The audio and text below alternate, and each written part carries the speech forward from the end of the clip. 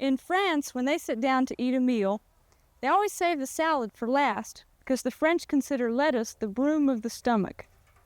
Well, a few weeks ago, we sowed some lettuce seed out in our garden for fall, and it's growing very, very well. Now, a lot of you may be a little confused about the different types of lettuces. For many of you, you might picture iceberg lettuce or the crisp head type as your typical lettuce. Well, that doesn't grow very well in Oklahoma, but there are a lot of other types that you can grow. Now, right here is what we call the soft head type lettuce. Some of you know it as buttercrunch lettuce. It needs to be spaced about 4 or 6 inches apart, and it makes a nice soft head, very, very mild flavored. And this should be harvested individually. Either cut it off or pull up a head. And that would make a nice individual salad right there. Now over here is the loose leaf type lettuce, and I have 2 varieties. This one's called Tango. It's a very cut leaf type lettuce. And with leaf lettuce, it never forms a head. So you can either harvest it by pulling up the whole plant, or you could just take a knife and cut off about 2 inches of it. And the remainder will grow back. But Tango is a very loose leaf type. Now this one is a Hawaiian variety that was sent to me by Johnny's Seeds up in Maine. It's called Anue Nue, and very, very heat tolerant. And although it's early November, we don't really worry about that, but it has done well for us here in the garden. Now with lettuce, one thing you need to keep in mind is that it's all leaf, and for that reason it needs lots of nitrogen to grow.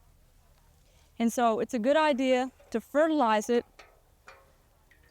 with some liquid fertilizer or side dress it with nitrogen, as you want to keep that foliage green and growing, especially with leaf lettuce if you're cutting it back and trying to get it to regrow. Just go over it with a little bit of liquid fertilizer every couple of weeks, and that will keep it nice and green. Now, a few other things that we planted in our fall salad garden are some Oriental greens. This in front of me is pak choi, and it's a type of Chinese cabbage that does not make a head. It's a loose head type, and mostly we grow it for its white petioles. That's very good chopped up and cooked in stir fry. Our pak choi needs thinning.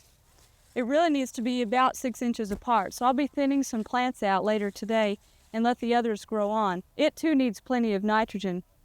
One problem with getting nitrogen to the leafy crops in the fall is that soil microorganisms that convert nitrogen to a usable form by the plant are not as active in the fall because the soil's cooler, and so usually you do need to add an extra bit. Now this is Tokyo cross turnips, and it's an Oriental turnip that can be harvested very, very small. We have some here that'll be ready probably in another week. Makes a nice white turnip. Got a lot of red clay on here right now, but we'll wash that off. That'll be very tasty in a salad. You don't want it to get too much bigger than this right here.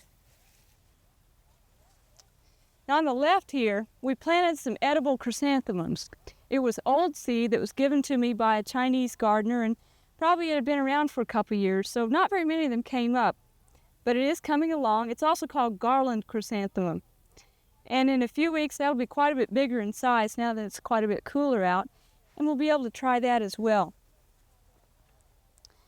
Now this is tatsoi. It's an Oriental type of green. And look how nice and dark green that is. Beautiful color. I've not side dressed this at all yet. It's a deep, deep green. Almost looks like spinach. But tatsoi is another green that grows very, very quickly in the fall. And it forms a nice rosette. You can harvest this by just picking the outer leaves. And you want to harvest it when it's still quite tender. And this can be cooked into a stir fry as well. Very healthy, lots of vitamin A in that. Last of all, we have our 2 seasons hybrid Chinese cabbage, and this is the heading type of Chinese cabbage. It's got a few weeks left to go before we're able to harvest it, but it is starting to make a head. And this particular variety is what we call savoyed, or tightly savoyed. It has very wavy leaves. Some Chinese cabbages are much lighter in color and have much flatter leaves. Now with the wavy leaf types, one thing you need to be careful about is that the insects can get down in there much more easily.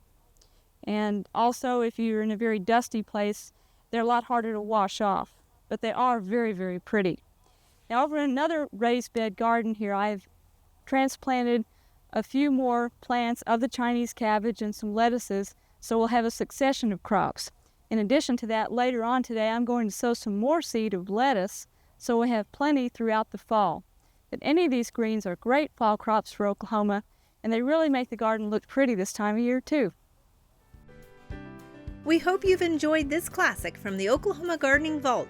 Remember, even though these tips and techniques are timeless, there's always something new to learn in the world of gardening. By subscribing to both Oklahoma Gardening and OK Gardening Classics, you'll have access to a wealth of gardening knowledge, both classic and contemporary.